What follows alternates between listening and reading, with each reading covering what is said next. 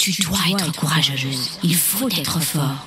Il faut garder le moral. Ne lâche rien. Tu dois trouver un sens à tout cela. Tu dois être positif. Tu dois te battre jusqu'au bout. Sois résilient. Tu dois faire quelque chose de tout ça. Stop!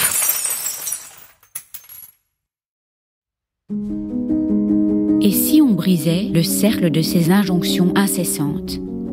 Et si on arrêtait d'écouter et de céder à ces pressions venues des autres, de la société et parfois de nous-mêmes? Je suis Delphine Rémy et bienvenue dans ma série spéciale sur les injonctions.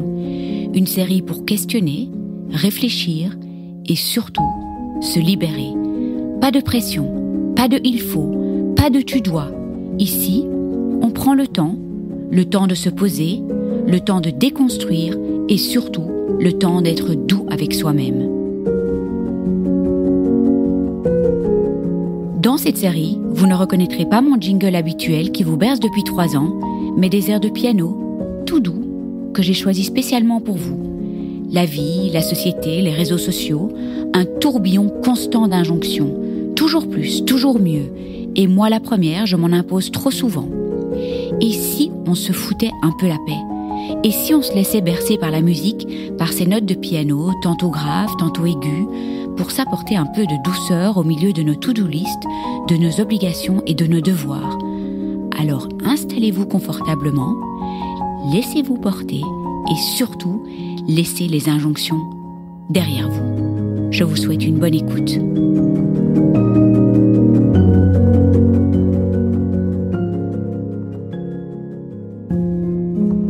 Ça y est, nous y sommes. Voici enfin le premier épisode sur les injonctions.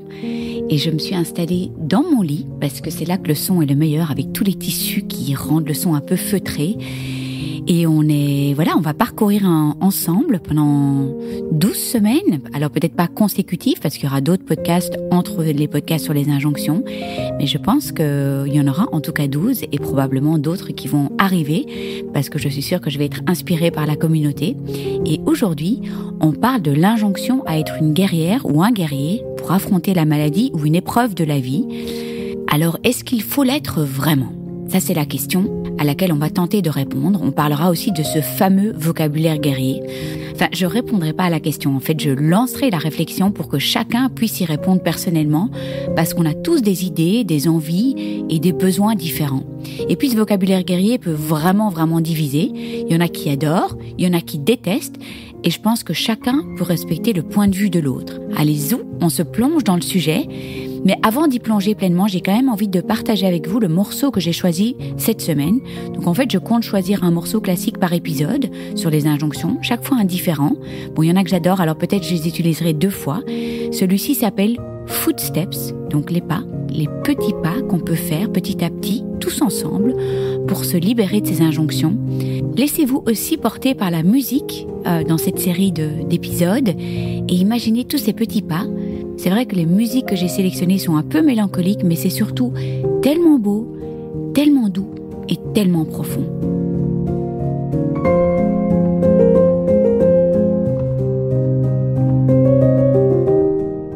On entend souvent ces mots « il faut se battre »,« il faut être un warrior ou une warrior face à la maladie ». Alors ici, je parle de maladie, mais on peut évidemment, bien sûr, étendre tout ce que je dis aux autres grandes épreuves de la vie. Ces termes warrior ou guerrière n'ont jamais vraiment résonné pendant mon parcours contre le cancer. Au lieu de me sentir en guerre ou sur un ring de boxe avec la maladie, je me voyais plutôt dans une espèce de danse qui n'était pas toujours très harmonieuse, je dois avouer. Et dans mon blog, j'avais aussi parlé d'un voyage en bateau dans des mers parfois solidement déchaînées où je prenais la tasse, bien sûr, parfois plus calmes et parfois même des mers d'huile par moments. Et dans mon livre qui retrace en fait la première année du cancer et donc la période des traitements lourds essentiellement, j'ai jamais utilisé le mot guerrière, même si, objectivement, après coup, parfois il faut vraiment se battre pour avancer après les grosses chimios, mais ce vocabulaire me parlait pas tellement. Alors, je vous attends au tournant.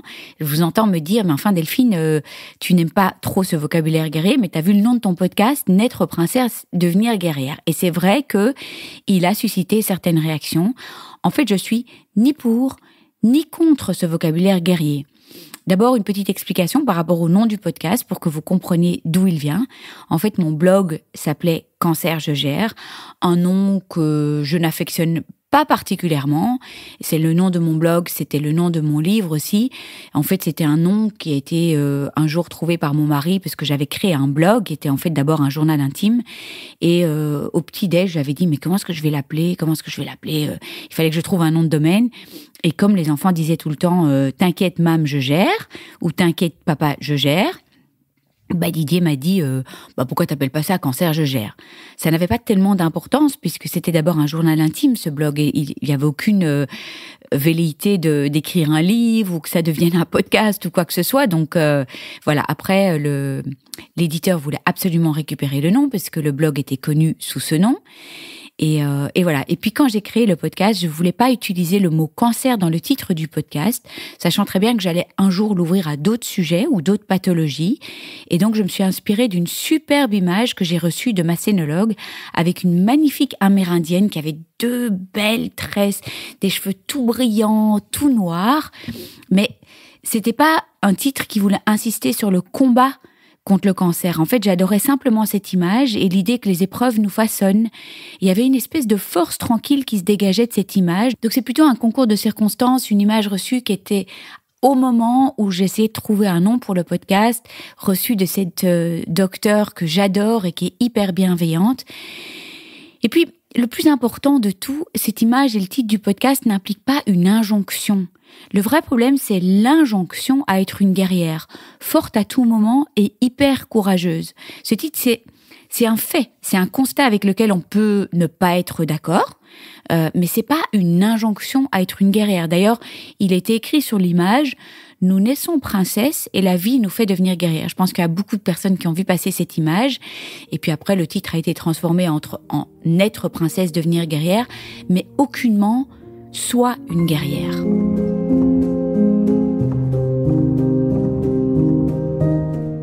Pour moi, ce n'est pas tant la lutte que la traversée de la maladie qui compte. Par contre, c'est vrai que lorsque j'ai entamé ma reconstruction mammaire avec 8 opérations au compteur, là, oui, j'ai ressenti ce que signifie être une combattante ou une guerrière, aussi bien au niveau physique que psychique. J'ai trouvé que c'était long, dur, physiquement, psychologiquement, parce que les 2 reconstructions, physique et psychique, je suis désolée, je me répète un peu, n'ont pas toujours le même timing. J'ai trouvé par moments que c'était un long combat, surtout quand on déballait ma poitrine et que j'étais chaque fois déçue au début. Bon, rien à voir avec les compétences du chirurgien, mais c'est juste le processus qui se fait en tellement d'étapes et je me disais, purée, je dois encore encaisser la déception et je dois repartir au combat. Donc voilà, j'ai commencé à utiliser le mot combat, guerrier peut-être, surtout combat, et à le vivre pleinement, mais c'est tellement personnel. Faut dire que j'ai pas choisi la route de reconstruction la plus simple, donc de nouveau, c'est hyper perso. Alors maintenant, on se plonge vraiment dans l'analyse de ce mot combat, guerrier, et le vocabulaire guerrier.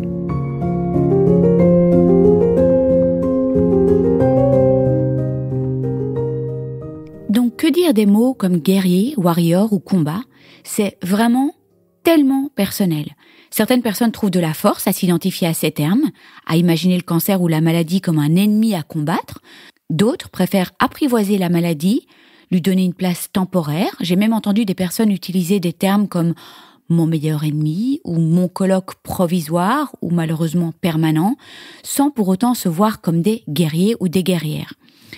Ce qui est crucial, c'est de ne pas imposer ce vocabulaire à ceux qui n'en ont pas besoin. Dire à quelqu'un qu'il est courageux ou une vraie warrior peut être perçu comme une injonction à l'être, surtout si ce jour-là, cette personne n'a pas la force de se battre ou de porter ce poids. C'est un peu une zone grise, ce « tu es fort et courageux » parce que ça peut donner de la force ou ça peut écraser si c'est perçu comme une injonction. On va prendre quelques situations. Imaginons 2 sœurs de combat qui se prennent dans les bras et se disent « Allez, ma copine, on est forte et courageuse, on va le vaincre, ce foutu cancer ». Ou une amie proche qui dit « Delphes, tu te souviens de cette foutue » bon, je suis désolée, j'utilise beaucoup le mot « foutu ». « Delphes, tu te souviens de cette foutue épreuve du passé, tu l'as vaincue, tu vas y arriver aussi cette fois, je serai là avec toi. » Ou, un autre exemple, une connaissance qui pourrait dire « Ouais, mais t'es forte et courageuse », mais plus en mode « Sois forte et courageuse », parce qu'on entend aussi ça. Il faut être fort et courageux. Il ne faut rien lâcher.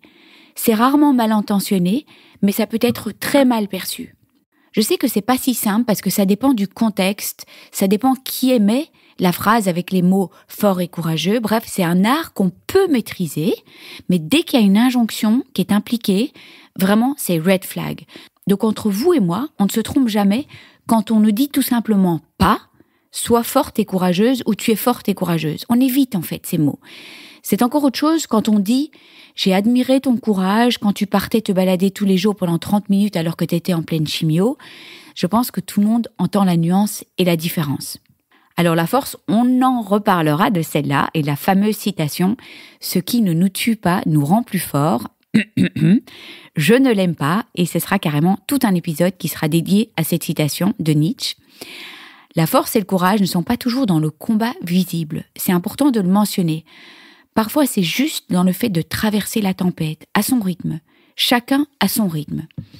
Et puis, évidemment, qu'on parlera aussi dans cette série de podcasts de l'injonction à faire quelque chose de super de la maladie. Je l'aime pas celle-là non plus. Et puis, l'injonction à la résilience suprême. Oh mon Dieu, tous ces thèmes qui me tiennent tellement à cœur et franchement, on en a tous besoin en tant que malade ou en tant que personne qui ont vécu des épreuves de vie.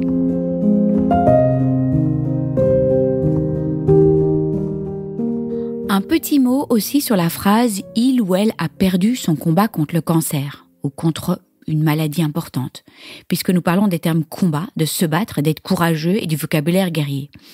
Alors, il ou elle a perdu son combat contre le cancer ou une autre maladie mortelle me met dans une colère sans nom, comme si ceux qui succombent au cancer n'avaient pas lutté assez, comme si c'était des gros losers. Non mais... Ouf, j'ai vraiment du mal. Je suis allée à un gala pour lever des fonds pour le cancer du sein et pour célébrer la sortie d'un livre qui retrace le portrait de femmes qui ont un cancer génétique. Et une de ces femmes est décédée malheureusement pendant l'écriture de ce livre. Donc c'est vrai que le gala lui était dédié. Et il y a une personne qui a pris la parole et qui a dit « Elle a perdu son combat contre le cancer ». C'était hyper compliqué pour moi de rester assise sur ma chaise. J'ai senti une profonde colère monter en moi. Mes joues étaient rouges et j'avais vraiment envie de hurler dans cette salle. Elle a rien perdu du tout. Elle s'est battue jusqu'au bout pour rester en vie pour ses enfants, pour sa famille. Elle a rien perdu du tout. Les personnes qui vivent avec un cancer métastatique se battent au quotidien avec un courage et une pugnacité tout juste incroyable. C'est une honte de dire « elle a perdu son combat contre le cancer ». Il n'y a pas de perdants ici, mais bien des personnes qui doivent apprendre à vivre avec la maladie et c'est vraiment hyper dur. Et elles doivent parfois même tenter de partir en paix, encore avec de jeunes enfants. Alors please, plus cette notion de gagnant, de perdant, de perdre son combat contre la maladie, je le crierai encore haut et fort et tant que je peux pour qu'on cesse cette tournure de phrases complètement débiles, quoi. Et j'ai envie de mentionner mon ami cher, Gilles Van Der Speck, qui est fondateur du profitivisme, qui s'est battu pendant 4 ans contre une sale tumeur neuroendocrine du pancréas, métastasée au foie, et le présentateur du JT qui dit « Il a perdu son combat contre le cancer ». J'avais envie de sortir de mes gonds. Gilles s'est battu comme un fou et avec un tel panache, je trouvais que c'était presque offensant de dire « Voilà, il a perdu son combat, il a rien perdu du tout ». Mais voilà, je voulais absolument... dire un petit mot sur cette phrase « il ou elle a perdu son combat contre le cancer ». Alors si on revient à ce fameux vocabulaire guerrier, honnêtement, ça dépend vraiment de chacun. Il n'y a ni bon ni mauvais terme. Par contre, le terme « perdant », oui, ça c'est un très mauvais terme.